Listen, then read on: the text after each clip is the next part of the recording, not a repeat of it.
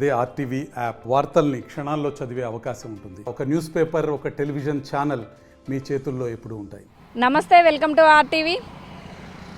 తెలంగాణ గత ప్రభుత్వానికి వ్యతిరేకంగా విద్యార్థులకు మద్దతుగా ఎంతోమంది విద్యార్థులు ఆయన వెనక నడిచినటువంటి పార్టీ బీఎస్పీ పార్టీ. ఆ బీఎస్పీ పార్టీ అలానే బీఆర్ఎస్ పార్టీ రెండు ఏకమై ఈరోజు ఎంపీ ఎలక్షన్స్కి, పార్లమెంట్ ఎలక్షన్కి ముందడుగు వేయబోతున్నాయి. దీన్ని ఎలా తీసుకోవాలంటే రాజకీయంగా ఎవరికి లాభం చేకూరుతుంది అంటే ఇంతకాలం బీఎస్పీ వెనకాల ఆర్ఎస్ ప్రవీణ్ గారు వెనకాల నడిచినటువంటి యువత ఈరోజు ఏం కావాలి అంటే మొన్నటిదాకా ప్రభుత్వంలో ఉన్నటువంటి వారి మీద వ్యతిరేకంగా పోరాటం చేసి ఇవాళ అధికారంలో లేనప్పుడు వాళ్ళతో ఏదైతే సీట్లకి ఇద్దరు కూడా కలిసిపోయి పోటీ చేసే అవకాశం ఉందని చెప్తున్న వేళ దీన్ని ఎలా తీసుకోవాలి, రాజకీయంగా ఎలా తీసుకోవాలి, అలానే ఇది ఎవరికి లాభం చేకూరుతుంది అనేది ఇక్కడ ప్రస్తుతం మనతో రాజకీయ విశ్లేషకులు శేష్ గారు మనతో ఉన్నారు. ఆయనతో మాట్లాడే ప్రయత్నం చేద్దాం. నమస్తే సార్. చెప్పండి సార్, అంటే మొన్నటిదాకా వ్యతిరేకంగా ఆ పార్టీకి వ్యతిరేకంగా ప్రభుత్వం అధికారంలో ఉన్నారని చెప్పేసి కానివ్వండి, విద్యార్థులకు అన్యాయం జరుగుతుందని వేలాది లక్షలాది మంది విద్యార్థులు ఆర్ఎస్ ప్రవీణ్ గారు వెనకాల పార్టీకి చేదోడు వాదోడుగా ఉన్నారు. ఈరోజు ఆయన వెళ్ళి కేసీఆర్ గారితో కలిసి మీటింగ్ పెట్టడం కానివ్వండి, పొత్తు ఉండబోతుందని చెప్పే పరిణామాన్ని ఎలా తీసుకోవాలి? లోక్సభ ఎన్నికలు జరగబోతున్నటువంటి క్రమంలో తెలంగాణలో రాజకీయాల్లో ఒక అనూహ్యమైనటువంటి మార్పు వచ్చినట్లుగానే మనం చూడాలి. నిన్నటి వరకు అధికారంలో ఉన్నటువంటి భారత రాష్ట్ర సమితి పైన అనేక సందర్భాలలో విద్యార్థుల పక్షాన విమర్శలు చేసినటువంటిది. ముఖ్యంగా బీఆర్ఎస్ ఓటమికి ప్రధానమైనటువంటి కారణం విద్యార్థులు, యువత, నిరుద్యోగులు. గత ప్రభుత్వము 10 ఏళ్ళు అధికారంలో ఉన్నప్పటికీ కూడా ఉద్యోగాల భర్తీలో చొరవ చూపలేదు, ఉద్యోగాల భర్తీలో సరైనటువంటి దృక్పథాన్ని అనుసరించలేదు, ఉద్యోగాల భర్తీ వేగవంతం చేయలేదు. కాబట్టే నిరుద్యోగులు పెద్ద ఎత్తున ఉద్యమించినటువంటి సందర్భంలో ఆర్ఎస్ ప్రవీణ్ కుమార్ గారు కూడా విద్యార్థుల పక్షాన, విద్యార్థులకు మద్దతుగా అనేక రకాలైనటువంటి కార్యక్రమాలు చేశారు. బీఎస్పీ లాంటి ఒక జాతీయ పార్టీ నుంచి కూడా మద్దతు ఇచ్చారు. ఆర్ఎస్ ప్రవీణ్ కుమార్ అనంగంలోనే విద్యార్థులకు ఒక బలమైనటువంటి మద్దతుదారుడిగా చూసినటువంటి సందర్భం ఉంది. ఇప్పుడు విచిత్రమైనటువంటి పరిస్థితి ఏంటంటే రాబోతున్నటువంటి లోక్సభ ఎన్నికల్లో ఓడిపోయినటువంటి బీఆర్ఎస్ పార్టీ, బీఎస్పీకి నాయకత్వం వహిస్తున్నటువంటి, తెలంగాణలో నాయకత్వం వహిస్తున్నటువంటి ఆర్ఎస్ ప్రవీణ్ కుమార్ గారు ఇద్దరు కలిసి పొత్తు పెట్టుకోవడం ఒక విధమైనటువంటి విచిత్రమైనటువంటి అంశంగానే మనం చూడాలి. అంటే రాజకీయ అవసరాలు రాజకీయ పార్టీల్ని ఎంత దూరమైనా నడిపిస్తాయనేటటువంటి దానికి ఇది ఉదాహరణగా చూడాలి. ఎందుకనంటే ఆర్ఎస్ ప్రవీణ్ గారి ఐడియాలజీ పూర్తిగా విద్యార్థుల పక్షము, నిరుద్యోగుల పక్షము. కానీ బీఆర్ఎస్ 10 సంవత్సరాలు ప్రజలు అవకాశం ఇచ్చినా ఆ ప్రభుత్వ ఉద్యోగాల భర్తీలో ఎంత నిర్లక్ష్యంగా వ్యవహరించిందనేది, అంటే రెండు విరుద్ధమైనటువంటి భావాలు కలిగినటువంటి ఈ సందర్భంలో ఈ పొత్తు రాజకీయ అవసరాల కోసం పెట్టుకున్నట్లుగానే మనకు కనపడుతుంది తప్ప నిజంగా రాష్ట్రంలో సమస్యలను పరిష్కరించడానికి, రాష్ట్రంలో ఉన్నటువంటి సమస్యల పట్ల చిత్తశుద్ధిగా వ్యవహరించడానికి, రాష్ట్రంలో విద్యార్థుల పక్షాన మేము నిలబడి ఉంటామనేటటువంటి ఒక సందేశాన్ని, ఒక దృఢమైనటువంటి సంకల్పాన్ని ఇస్తున్నట్లుగా అయితే మనకి ఈ పొత్తు కనపడదు. ఈ పొత్తు కేవలం 2 పార్టీల మధ్య రాజకీయ అవసరాల కోసం పెట్టినట్టుగా, రాజకీయ అవసరాల కోసమే ఈ పొత్తు టాక్స్ జరుగుతున్నట్లుగా మనం భావించాల్సి ఉంటుంది. దీనివల్ల గత 24 గంటలుగా వస్తున్నటువంటిది ఏంటి అని అంటే అన్ని వేళ్ళు ఆర్ఎస్ ప్రవీణ్ కుమార్ వైపే చూపడుతున్నాయి. ఆర్ఎస్ ప్రవీణ్ కుమార్ గారు కూడా ఒక సహజ సిద్ధమైనటువంటి రాజకీయ నాయకుడిగానే వ్యవహరిస్తారా అంటే ఆర్ఎస్ ప్రవీణ్ కుమార్ గారికి ముఖ్యంగా యువతలో ఒక గ్రేట్ ఇమేజ్ ఉన్నది. ఆ ఇమేజ్ని దాటి ఇప్పుడు బయటకు వస్తూ ఆర్ఎస్ ప్రవీణ్ కుమార్ గారు ఒక ఫంక్తు రాజకీయ నాయకులు లెక్కనే ఆలోచిస్తున్నారు అనేటటువంటి అభిప్రాయం కలుగుతుంది. అంటే అసలు వీళ్ళ అవసరం వాళ్ళకి పడిందా, వాళ్ళ అవసరం వీళ్ళకి పడిందా, ఎవరికి లాభం చేకూరుతుంది, ఇప్పుడు దీనివల్ల నష్టపోయేది ఎవరు? రాజకీయంగా ఇప్పుడు 2 పార్టీలకు, ఒక పార్టీ మద్దతు ఇంకొకళ్ళకి, ఇంకొక పార్టీ మద్దతు ఇంకొకళ్ళకి అవసరం పడింది. ఎందుకంటే ఇటీవల బీఆర్ఎస్ పార్టీ ఓడిపోయింది కాబట్టి ముందుగా భారతీయ జనతా పార్టీతో పొత్తు పెట్టుకోవాలనేటటువంటి ప్రయత్నం చేశారు. ఆ పొత్తు విఫలమైనటువంటి సందర్భంలో బీజేపీ కేంద్ర నాయకత్వం బీఆర్ఎస్ తోటి పొత్తు పెట్టుకోవడానికి ఇష్టం లేనటువంటి సందర్భంలో మళ్ళీ ఇప్పుడు రాబోయే లోక్సభ ఎన్నికలను గట్టిగా ఎదుర్కోవాలని, కొన్ని సీట్లు గెలవాలి అని అంటే తప్పకుండా ఎవరో ఒకళ్ళు సహకారం తీసుకోవాలనుకున్నారు. బీఎస్పీ లాంటి ఒక జాతీయ పార్టీ సహకారం తీసుకుంటే ఒక విధమైనటువంటి రాజకీయ పోలరైజేషన్ జరుగుతుంది. బీఎస్పీకి పెద్దగా ఓటు బ్యాంక్ లేకపోయినప్పటికీ కూడా, పెద్దగా ఓట్లు కలిసి వచ్చేది లేకపోయినా కానీ ఒక రాజకీయ పోలరైజేషన్లో 2 పార్టీల కలయిక ఒక విధమైనటువంటి సంకేతం ప్రజల్లోకి పోతుంది. కాబట్టి బీఆర్ఎస్ బీఎస్పీ పొత్తు పెట్టుకోవాలనేటటువంటి నిర్ణయానికి ఇక్కడ వచ్చాయి. బీఎస్పీ కూడా ఇటీవల జరిగినటువంటి శాసనసభ ఎన్నికల్లో దారుణమైనటువంటి ఓటమి ఎదురైంది. బీఎస్పీ కూడా చాలా నియోజకవర్గాల్లో 100కు పైగా నియోజకవర్గాల్లో పోటీ చేసినప్పటికి కూడా కేవలం ఆర్ఎస్ ప్రవీణ్ కుమార్ పోటీ చేసినటువంటి సిర్పూర్ కాకాజీనగర్లోను, తర్వాత నీలం మధు పోటీ చేసినటువంటి పటాన్ చెరువులోను, కొట్టజానయ్య పోటీ చేసినటువంటి సూర్యాపేటలోను, దాసరి ఉష పోటీ చేసినటువంటి పెద్దపల్లి నియోజకవర్గాల్లో మాత్రమే చెప్పుకోదగ్గ ఓట్లు వచ్చాయి ఈ 4 నియోజకవర్గాలని. కాబట్టి మొత్తం ఓటుగా వాళ్ళకి 1.37% మాత్రమే బీఎస్పీకి ఓట్లు వచ్చాయి. అంటే 1.37% ఓట్లతోటి ఇప్పుడు నీలం మధు లాంటి వాళ్ళు బీఎస్పీ నుంచి రాజీనామా చేసి వెళ్ళిపోయి మీకు కాంగ్రెస్ పార్టీలో కలిసినటువంటి సందర్భం ఉంది. కాబట్టి ఈ 1.37% ఓట్లతోటి బీఆర్ఎస్కి వచ్చేటటువంటి రాజకీయ ప్రయోజనం ఏముంటుంది? ఇప్పుడు అసలు ఓటు శాతం కూడా ఎక్కువగా నమోదు కానీ పార్టీతో పొత్తు పెట్టుకొని బీఆర్ఎస్కి వచ్చేటువంటి లాభం ఏంటి? అసలు మొన్నటిదాకా తిట్టిపోసినటువంటి వ్యతిరేకించినటువంటి బీఎస్పీ పార్టీకి వచ్చేటువంటి లాభం ఏంటి అసలు ఈ పొత్తు వల్ల? అదే ఇప్పుడు బీఎస్పీ లాంటి ఒక జాతీయ పార్టీ తెలంగాణ రాష్ట్రంలో వచ్చినటువంటి 1.37% ఓట్లతోటి బీఆర్ఎస్కి వచ్చేటటువంటి పెద్ద ప్రయోజనం ఉండదు. మన బీఆర్ఎస్ పార్టీకి వచ్చినటువంటి 37% ఓట్లు ఉన్నాయి. కానీ ఈ 3 నెలల్లోనే జరిగినటువంటి రాజకీయ పరిణామాల్లో బీఆర్ఎస్ పార్టీ నుంచి అనేక మంది కారు దిగిపోయారు. కొంతమంది కారు ఓవర్లోడ్ అయితే కారుని చాలామంది దిగిపోయారు. అంటే ఎంపీలు దిగిపోయారు, తర్వాత మున్సిపల్ చైర్మన్లు దిగిపోయారు, మేయర్లు దిగిపోయారు, ఓడిపోయినటువంటి వాళ్ళు కొంతమంది దిగిపోయినటువంటి నాయకులు, కొంతమంది పేరున్నటువంటి నాయకులు అంతా దిగిపోయారు. కాబట్టి ఈ సందర్భంలో వాళ్ళిద్దరూ పొత్తు పెట్టుకోవటం అనేది ఒక రాజకీయంగా ఒక విధమైన పోలరైజేషన్ కోసం తప్ప ఇది రేపటి ఎన్నికల్లో వీళ్ళిద్దరు బలంతో గెలిచేటటువంటి అవకాశాలు అయితే ఉండవు. కానీ ఒక విధమైనటువంటి రాజకీయ సంకేతం ప్రజల్లోకి పోతుంది. ఇది ఒకటైతే, రెండవది ఆర్ఎస్ ప్రవీణ్ కుమార్ గారు నిన్నటి వరకు అంటే బీఆర్ఎస్ పార్టీ అధికారంలో ఉన్న వరకు ఆ పార్టీని తీవ్రంగా విమర్శించారు. ఏ అంశాలపైన విమర్శించారు అని అంటే ప్రధానంగా నిరుద్యోగులకు బీఆర్ఎస్ ప్రభుత్వం అన్యాయం చేస్తుంది అనేటటువంటి అభిప్రాయంతో విమర్శించారు. కాకతీయ యూనివర్సిటీ లాంటి మన కాకతీయ యూనివర్సిటీలో విద్యార్థుల మీద వీసీ విషయంలో గొడవైనప్పుడు, దాడి జరిగినప్పుడు కూడా ఇక్కడికి వచ్చి విద్యార్థులకు మద్దతు ఇవ్వడం జరిగింది. పెద్ద ఎత్తున విద్యార్థులు కూడా ఆయన నమ్మడం జరిగింది. ఇప్పుడు ఆ విద్యార్థుల పరిస్థితి ఏంటి? అదే విద్యార్థుల పక్షాన ఎక్కడ సమస్య ఉన్నా కానీ ఆర్ఎస్ ప్రవీణ్ కుమార్ గారు బీఎస్పీ రాష్ట్ర అధ్యక్షుడిగా అటెంప్ట్ చేశారు. ఆ సంఘటనల పట్ల మాట్లాడినటువంటి సందర్భం ఉంది. కాబట్టి ఏ బీఆర్ఎస్ ప్రభుత్వం అయితే విద్యార్థులకు అన్యాయం చేసింది అనుకున్నామో అదే ఆర్ఎస్ ప్రవీణ్ కుమార్ గారు ఇవాళ వెళ్ళి బీఆర్ఎస్తో పొత్తు పెట్టుకోవటం అనేది ఏ విధమైనటువంటి సంకేతాలు వెళ్తాయి? బీఆర్ఎస్ పార్టీతో పొత్తు పెట్టుకోవటం వల్ల ఆర్ఎస్ ప్రవీణ్ కుమార్ గారి యొక్క క్రెడిబిలిటీ ఎంతవరకు నిలబడగలుగుతుంది? ఆర్ఎస్ ప్రవీణ్ కుమార్ గారికి గతంలో ఉన్నటువంటి ఇమేజ్ ఈ పొత్తు వల్ల దెబ్బతినేటటువంటి అవకాశం ఉందా అనేటటువంటి సందేహాలు కూడా వ్యక్తమవుతున్నాయి. కాబట్టి యూత్ ఏముంటుందంటే చాలా టెంపర్గా ఆలోచిస్తుంది, యూత్ చాలా షార్ట్గా ఆలోచిస్తుంది. అయ్యో మాకు ఎక్కడో అన్యాయం జరిగిపోతుంది, గతంలో మాకు అన్యాయం చేసిన పార్టీతో ఆర్ఎస్ లాంటి వాళ్ళు పొత్తు పెట్టుకోవడం ఏంటి అనేటటువంటి ఒక ఇమాజినేషన్లోకి యువత వెళ్ళిపోయినటువంటి క్రమంలో అట్లా కనుక వెళ్ళిపోతే ఆర్ఎస్ కుమార్ సార్ యొక్క క్రెడిబిలిటీకి, ఆర్ఎస్ కుమార్ సార్కి ఉన్నటువంటి పేరుకి దెబ్బ తగిలేటటువంటి ప్రమాదం ఉంది. ఆ విషయాన్ని కూడా చూడాలి. కానీ రాజకీయాలలో ఏంటి అని అంటే రాజకీయాల్లో ఎప్పుడు కూడా రాజకీయ అవసరాలు, అధికారము, పదవులు వీటి కోసమే ఉంటుంది తప్ప ఇవాళ రాజకీయ పార్టీలు ప్రజల కోసం, ప్రజల సమస్యల కోసం, వాటి పరిష్కారం కోసం పోరాడేటటువంటి వాళ్ళు, పోరాడుతున్నటువంటి పార్టీలు తగ్గిపోయినటువంటి ఈ క్రమంలో కొద్ది గొప్ప అక్కడో ఒకళ్ళు ఆర్ఎస్ ప్రవీణ్ కుమార్ లాంటి నాయకులు కూడా ఉన్నారనేటటువంటి భరోసా ఈ విషయంతో పోతుంది. గతంలో ఒక సందర్భంలో మనం చూసాం జయప్రకాష్ నారాయణని నమ్మినటువంటి సందర్భం, గతంలో ఒకసారి చూసాము కోదండరామ్ సార్ని నమ్మినటువంటి సందర్భం ఉంది. మళ్ళీ ఇప్పుడు ఆర్ఎస్ ప్రవీణ్ కుమార్ లాంటి వాళ్ళు కూడా ఇలాంటి రాజకీయ ఎత్తుగడలు వేయటం వల్ల వీళ్ళు కూడా రాజకీయ ఎత్తుగడలు వేసేటటువంటి వాళ్ళే. ప్రజల పక్షాన పోరాటం చేయటంలో ఎక్కడో వీళ్ళు వెనకబడిపోతున్నారనేటటువంటి వాళ్ళపైన ఇప్పటి వరకు ఉన్నటువంటి నమ్మకం సన్నగిల్లుతుంది. రేపటి రోజున వాళ్ళు పోరాడే అవకాశం కూడా ఉంది.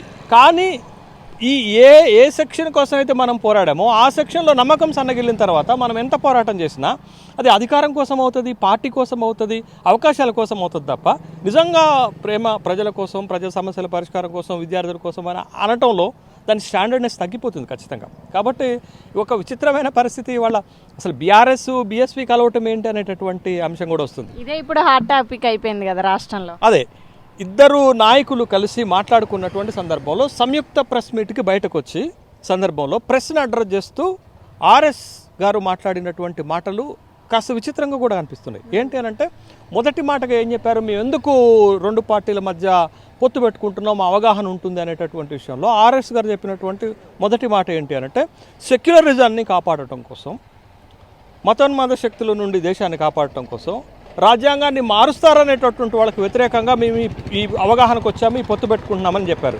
కానీ మీరు ఇక్కడ రాష్ట్ర స్థాయిలో ఈ అవగాహనకు వస్తే సరిపోతుందా? దేశవ్యాప్తంగా బీఎస్పీ, మాయావతి ప్రత్యక్షంగానో పరోక్షంగానో బీజేపీకి సహకరిస్తుందనేటటువంటి అపవాదం ఉంది కదా. నేను ఆరోపణ చేయట్లే, అపవాదం అయితే ఉంది కదా. మరి అక్కడ లేని అభ్యంతరం ఇక్కడ వస్తుందా అని అంటే ఆర్ఎస్ ప్రవీణ్ కుమార్ గారి మాటలు ఎంతవరకు విశ్వసించాలి? This is point number 1. Point number 2 ఏమొస్తుందని అంటే, రెండోది, ఈ 3 నెలల కాలంలో తెలంగాణ ప్రభుత్వము నిరుద్యోగుల ఆశలను వమ్ము చేసింది, నిరుద్యోగులు కూడా వ్యతిరేకంగా అవుతున్నారు కాబట్టి వాళ్ళ కోసం మేము ఈ అవగాహన చేసుకుంటున్నాం అంటే ఎవరితో మీరు అవగాహన చేసుకుంటున్నారు? నిరుద్యోగులను నష్టపరిచినటువంటి పార్టీతోటి, నిరుద్యోగులను పట్టించుకున్నటువంటి పార్టీతోటి మీరు అవగాహన చేసుకుంటూ ఈ మాట అంటే నమ్ముతారా? 10 సంవత్సరాలు అధికారంలో ఉన్న పార్టీని నమ్మి ఇప్పుడు వెళ్తున్నా అంటున్నారు. వీళ్ళు కాంగ్రెస్ వాళ్ళ అధికారంలోకి వచ్చి 3 నెలలు కూడా కాల, వీళ్ళకి సమయం ఇవ్వాలి కదా అసలు.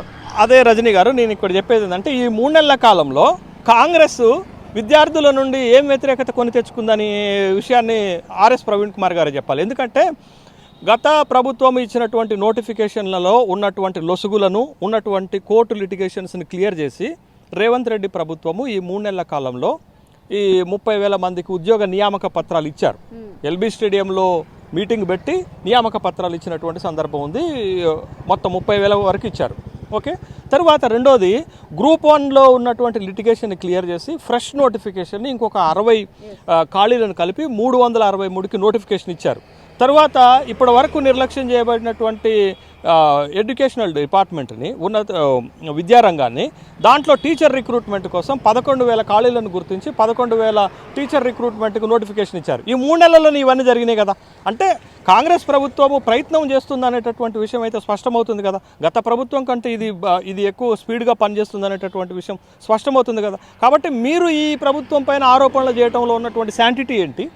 మీరు ఈ ప్రభుత్వంపై ఆరోపణలు చేయడంలో ప్రజలు ఎంతవరకు నమ్ముతారనేటటువంటి విషయాన్ని కూడా మనం చూడాలి కదా. కాబట్టి ప్రశ్న అడ్రస్ చేస్తున్న క్రమంలో ఆర్ఎస్ ప్రవీణ్ కుమార్ గారు చెప్పినటువంటి ఈ 2 అంశాలు సహేతుకంగా లేవు, డైజెస్ట్ చేసుకునేటట్టుగా లేవు, రిసీవ్ చేసుకునేటట్టుగా లేవు అనేటటువంటి అభిప్రాయం వ్యక్తమవుతుంది. కాబట్టి కేవలం ఇది 2 పార్టీల మధ్య జరుగుతున్నటువంటి ఒక రాజకీయ పొత్తుగానే, ఒక రాజకీయమైనటువంటి అవగాహనగానే మనం చూడాలి తప్ప, ఇది రాష్ట్ర ప్రయోజనాలను కాపాడటం కోసం ఆర్ఎస్ గారు చెప్తున్నటువంటిది మతోన్మాద శక్తులకు వ్యతిరేకంగా, లేకపోతే రాజ్యాంగాన్ని మారుస్తారనుకుంటున్న వాళ్ళకి వ్యతిరేకంగా, లేకపోతే నిరుద్యోగులకు ఈ ప్రభుత్వం కూడా వ్యతిరేకంగా పనిచేస్తుంది. కాబట్టి అవన్నీ నమ్మదగ్గ అంశాలుగా లేవేమో అని అనిపిస్తుంది. ఇది రాజకీయాల కోసం పొత్తు పెట్టుకున్నట్టుగానే కాదు. అయితే ఈ పొత్తు కూడా ఇప్పుడు మొన్న జరిగినటువంటి శాసనసభ ఎన్నికల్లో బీఆర్ఎస్ పార్టీకి 37% ఓట్లు వచ్చాయి, బీఎస్పీకి 1.37% వచ్చాయి. ఇవి అన్నీ కలుపుకున్నా కానీ 39% ఓట్లకే వస్తుంది. కాంగ్రెస్ పార్టీ గతంలోనే 39%, మొన్న ఎన్నికల్లో 39% ఓట్లు సాధించింది. కానీ బీఆర్ఎస్ పార్టీ ఈ 3 నెలల కాలంలో పెద్ద ఎత్తున తన ఓటు బ్యాంకును కోల్పోయినటువంటి సందర్భం ఉంది. కాబట్టి పెద్దగా ఈ పొత్తు రాజకీయంగా ఈ 2 పార్టీలు కూడా ఉపయోగపడేటటువంటి అంశం కనపడట్లేదు. కాబట్టి ఏం సాధిస్తారు? ఏం మేలు జరుగుతుంది? ఒక పక్క రాజకీయంగా ఈ పొత్తు వల్ల ఉపయోగం ఉండదు, రెండోది ప్రజల్లో ఒక విధమైనటువంటి అనుమానాలు రేకెత్తించేటటువంటి అవకాశం ఉంది. బీఎస్పీకి ఉన్నటువంటి, ఆర్ఎస్ గారికి ఉన్నటువంటి, ఇప్పటిదాకా ఉన్నటువంటి క్రెడిబిలిటీ తగ్గేటటువంటి ప్రమాదం కూడా ఉంది. కాబట్టి ఏ విధంగా చూసినా ఈ పొత్తు పెద్దగా రాజకీయ ప్రయోజనకరంగా లేదు, లేకపోతే ప్రజల పక్షాన ప్రజల సమస్యల పరిష్కారం అయ్యేటట్టుగా ప్రయోజనకరంగా లేదనేటటువంటి విషయం మనకు కనపడుతుంది. ముఖ్యంగా విద్యార్థులు, యువత ఎంతో నమ్మకం పెట్టుకున్నటువంటి వ్యక్తి ఆర్ఎస్ ప్రవీణ్ గారు. ఈ అడుగేయడం వల్ల విద్యార్థులకి నమ్మక ద్రోహం జరిగినట్టేనా? నమ్మక ద్రోహం అనేటటువంటి పెద్ద పదాలను మనం వాడకపోయినా విద్యార్థుల్లో, యువకుల్లో, నిరుద్యోగుల్లో ఒక నమ్మకం ఉంది. మాకు ఇబ్బంది వస్తే ఆర్ఎస్ ప్రవీణ్ కుమార్ లాంటి వాళ్ళు గట్టిగా పోరాడతారనేటటువంటి నమ్మకం ఉంది. నష్టం చేసినటువంటి పార్టీతోటి మనం ఇవాళ రాజకీయ పొత్తు పెట్టుకోవటం వల్ల ఆ విధమైనటువంటి నమ్మకము ఆర్ఎస్ ప్రవీణ్ కుమార్ గారి పైన సన్నగిలేటటువంటి మాట ఖచ్చితంగా వాస్తవం. రెండోది, ఆర్ఎస్ ప్రవీణ్ కుమార్ గారు గతంలో ఒక మాట చెప్పారు, నేను రిజర్వ్డ్ నియోజకవర్గాల నుంచి పోటీ చేయను అనే కదా. సిరిపూర్ కాకాజీ నగర్ పోయి పోటీ చేస్తే 44,000 ఓట్లు తెచ్చుకున్నారు, అంటే అన్రిజర్వ్డ్లో పోటీ చేశారు. కానీ ఇప్పుడు పొత్తు పెట్టుకుంటున్నటువంటి సందర్భంలో బీఎస్పీకి ఉన్నటువంటి 17 లోక్సభ స్థానాల్లో ఎన్ని లోక్సభ స్థానాలు ఇస్తారు? 1 లేదా 2. ఆ 1, 2 ఎక్కడిస్తున్నారు? అయితే గీతే నాగర్ కర్నూలు లేకపోతే వరంగల్ ఇస్తామని చెప్తున్నారు. మొత్తం ఎస్సీ నియోజకవర్గాలు 3 ఉన్నాయి. పెద్దపల్లి ఒకటి ఉంది, నాగర్ కర్నూలు ఒకటి ఉంది, తర్వాత వరంగల్ ఒకటి ఉంది. ఆర్ఎస్ ప్రవీణ్ కుమార్ గారు నాగర్ కర్నూలు నుంచి పోటీ చేస్తారనేటటువంటి లీక్స్ వస్తున్నాయి. కేసీఆర్ ఏమన్నారు, నాగర్ కర్నూలులో ఎందుకు పోటీ చేయాలి, వరంగల్లో కూడా పోటీ చేయొచ్చు కదా అని అన్నారు. అంటే ఆర్ఎస్ ప్రవీణ్ కుమార్ గారు ఒకవేళ ఎస్సీ కాన్స్టిట్యున్సీ నుండి పోటీ చేస్తే గతంలో తను చెప్పినటువంటి మాటకు కట్టుబడి లేనట్టే కదా.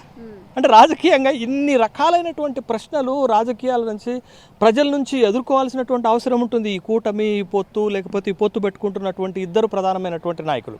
ఇప్పుడు రాజకీయాల్లోకి వచ్చిన తర్వాత ప్రతి వ్యక్తి ప్రతి అంశాన్ని ప్రశ్నిస్తాడండి. దాన్ని మనం అడ్డుకోలేము, ఆపలేము. కానీ సహేతుకమైనటువంటి జవాబులు, ఆన్సర్స్ ఇచ్చినప్పుడే రాజకీయాలలో వ్యాలిడిటీ, రాజకీయాలలో క్రెడిబిలిటీ, ట్రాన్స్పరెన్సీ నిలబెట్టుకోగలుగుతాం. కాబట్టి ఇప్పుడు ఈ పొత్తు వల్ల ఎక్కువ నష్టం జరిగేది బీఎస్పీకి, ఆర్ఎస్ ప్రవీణ్ కుమార్ గారికి నష్టం జరుగుతుంది. ఈ బీఆర్ఎస్కి పోయేదేం లేదు. బీఆర్ఎస్ ఆల్రెడీ ఇప్పటికే శాసనసభ ఎన్నికల్లో ఓడిపోయినది. రేపు రాబోయేటటువంటి లోక్సభ ఎన్నికల్లో కూడా వాళ్ళకి పాజిటివ్ అట్మాస్ఫియర్ లేదు కాబట్టి పెద్దగా గెయిన్ అయ్యేటటువంటి అవకాశం లేదు. ఈ రెండు పార్టీలు బలమే, బీఎస్పీ లాంటి పార్టీ జాతీయ పార్టీ అయినప్పటికీ కూడా తెలంగాణ రాష్ట్రంలో ఒక బలహీనమైనటువంటి పార్టీగానే చూడాలి. అది ఇంకొక పార్టీని గెలిపించేటటువంటి స్థాయిలో ఓటు బ్యాంకు లేదనేటటువంటి విషయాన్ని చూడాలి. కాబట్టి పొత్తు రాజకీయంగా ఉపయోగపడట్లేదు, పొత్తు ప్రజల్లో ఒక నమ్మకాన్ని కల్పించేటట్లేదు, పొత్తు గతంలో ఎవరైతే వీళ్ళని నమ్ముతున్నారో వాళ్ళల్లో కూడా క్రెడిబిలిటీ కోల్పోయేటటువంటి అవకాశం ఉంది. కాబట్టి మరి ఏ ప్రయోజనాలను ఆశించి ఈ పొత్తు రాబోయే రోజుల్లో సక్సెస్ అవుతుంది అనేటటువంటి డౌట్స్ మాలాంటి వాళ్ళకు కూడా వస్తున్నాయి. చూద్దాం ఈ పొత్తు ఎంత మేరకు సక్సెస్ అవుతుంది, ఏ రాజకీయ ప్రయోజనాలను ఆశించి పొత్తు పెట్టుకున్నారు. మేము స్వల్పకాలికంగా కాదు దీర్ఘకాలిక ప్రయోజనాలను ఆశించి పెట్టుకుంటున్నాం అంటారు. అసలు దీర్ఘకాలిక ప్రయోజనాలు ఏ అంశాల ప్రాతిపదిక ఉన్నాయనేటటువంటి విషయంలో కూడా స్పష్టం లేదు. దీన్ని మనం ఇంకోలా కూడా చూడొచ్చు కదా, ఇంకో కోణం. ఏదైతే ఇప్పుడు ఎవరైతే అధికారంలో ఉంటారో వాళ్ళనే విమర్శించడానికి ఉంటున్నారు తప్ప ప్రజల సమస్యల మీద పోరాడడం లేదా ప్రజల కోసం పోరాటం చేసే వాళ్ళలాగా అనిపించట్లేదు కదా. ఎవరు అధికారంలో ఉంటే వాళ్ళని విమర్శించడం, అధికారంలో లేని వాళ్ళతో పొత్తులు పెట్టుకోవడం, దీన్ని ఇలా కూడా చూడొచ్చు కదా మనం. రాజకీయ పార్టీలకు ప్రయారిటీస్ మారిపోతూనే ఉంటాయి. అధికారంలో ఉన్నప్పుడు ఒక ప్రయారిటీ ఉంటుంది, అధికారం పోయిన తర్వాత ఒక ప్రయారిటీస్ ఉంటుంది అనేటటువంటి విషయం మనకు తెలుసు. అయితే ఇక్కడ ఏంటి అని అంటే, ఇక్కడ ఉన్న మనకు వస్తున్నటువంటి అభ్యంతరం ఏంటి అంటే, బీఎస్పీ లాంటి పార్టీ, ఆర్ఎస్ ప్రవీణ్ కుమార్ లాంటి వాళ్ళ నేపథ్యం ఏంటి, వాళ్ళు ఎవరి కోసం పనిచేశారు గతంలో, వాళ్ళు ఎవరి డిమాండ్స్ పట్ల పోరాడారు అనేది ఇక్కడ ప్రశ్న వస్తుంది. అదే బీఆర్ఎస్ పార్టీ ఎవరికి నష్టం చేసింది, ఎవరు నష్టపోయేటట్టుగా చేసింది, ఎవరి వల్ల బీఆర్ఎస్ ఓడిపోయింది అనేటటువంటి ఈ కాంబినేషన్స్లో, ఈ కోయిన్సిడెన్సీలలో, ఈ బ్యాలెన్సింగ్ విషయాల్లో మిస్ అవుతున్నాం మనం. ఆర్ఎస్ ప్రవీణ్ కుమార్ గారు పోరాటం చేసింది విద్యార్థుల పక్షాన, బీఆర్ఎస్ పార్టీ నష్టం చేసింది నిరుద్యోగులకు. కాబట్టి ఈ రెండింటి మధ్య ఎట్లా పొత్తు కలుస్తుంది? భిన్నాభిప్రాయం ఉంటుంది, భిన్న మనస్తత్వాలు, వీళ్ళు పాటించడం నియమాలు కూడా భిన్నంగా ఉంటాయి. అసలు ఈ రెండింటికి పొత్తు అసలు ఎలా కుదురుద్ది, ఇది అసలు ఎలా సాధ్యమైంది? అదే ఐడియాలజీ ప్రకారంగా మనం ఏమంటామంటే, అప్పుడప్పుడు రాజకీయాల్లో ఒక మాట చెప్తాం, ఏంటది, ఒకే భావాలు కలిగినటువంటి పార్టీలు ఒకే గొడుగు కిందికి వస్తాయి, తర్వాత మా సిద్ధాంతాలతోటి కోయిన్సిడెంట్ అయిన వాళ్ళతో కలిసి పోరాడతాము, కలిసి పనిచేస్తామని తరచూ రాజకీయ పార్టీలు చెప్తుంటాయి.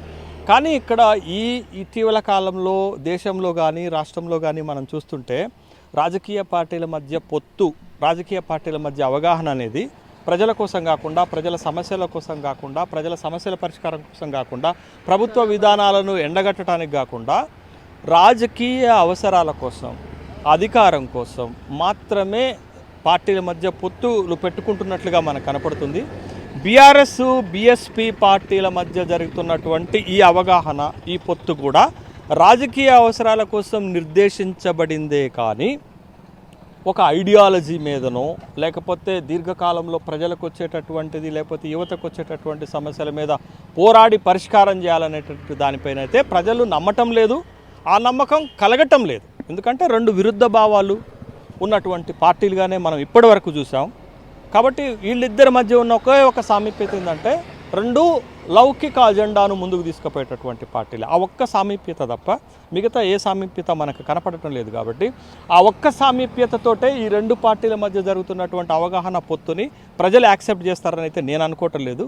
కాబట్టి రాజకీయంగా ఈ రెండు పార్టీల మధ్య పొత్తు పెద్దగా ఉపయోగంగా ఉండకదు, రాజకీయంగా ఈ రెండు పార్టీలని బలోపేతం చేసే విధంగా కూడా ఉండదు.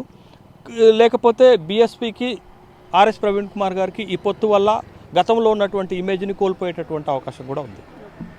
విన్నారు కదా, ఏదైతే తెలంగాణలో చోటు చేసుకున్నటువంటి వినూత్నమైన రాజకీయాల్లో సంఘటన ఏదైతే ఉందో బీఎస్పీ బీఆర్ఎస్ రెండు పార్టీలు కూడా కలిసి పార్లమెంట్ ఎన్నికల్లో పోటీ చేయబోతున్నారంటూ వచ్చినటువంటి నిర్ణయం ఏదైతే ఉందో దానివల్ల BSP party RS Praveen Kumar గారికి నష్టం చేకూరుతుంది తప్ప బీఆర్ఎస్కి పోయేటువంటిది ఏదీ లేదు. అలా అని చెప్పేసి ఆ రెండు పార్టీలు కలవడం వల్ల అధికారంలో ఉన్న పార్టీకి కానీ ఇతర పార్టీలకి కానీ వచ్చే నష్టం ఏం లేదు. దీనివల్ల ముఖ్యంగా నష్టపోయేది మాత్రం బీఎస్పీ ఆర్ఎస్ ప్రవీణ్ కుమార్ గారే. బీఆర్ఎస్కి ఎలాంటి నష్టం లేదు అంటూ చెప్పడం అయితే జరుగుతుంది. ఇలాంటి మరిన్ని వార్తలు మీ ముందుకు తీసుకొస్తుంది మీ ఆర్టీవీ ఓటు స్టూడియో. మరిన్ని వీడియోస్ కోసం ఛానల్ ని సబ్స్క్రైబ్ చేయండి. లేటెస్ట్ అప్డేట్స్ కోసం వాట్సాప్ ఛానల్ ని ఫాలో చేయండి. అండ్ లింక్ డిస్క్రిప్షన్ లో ఉంది.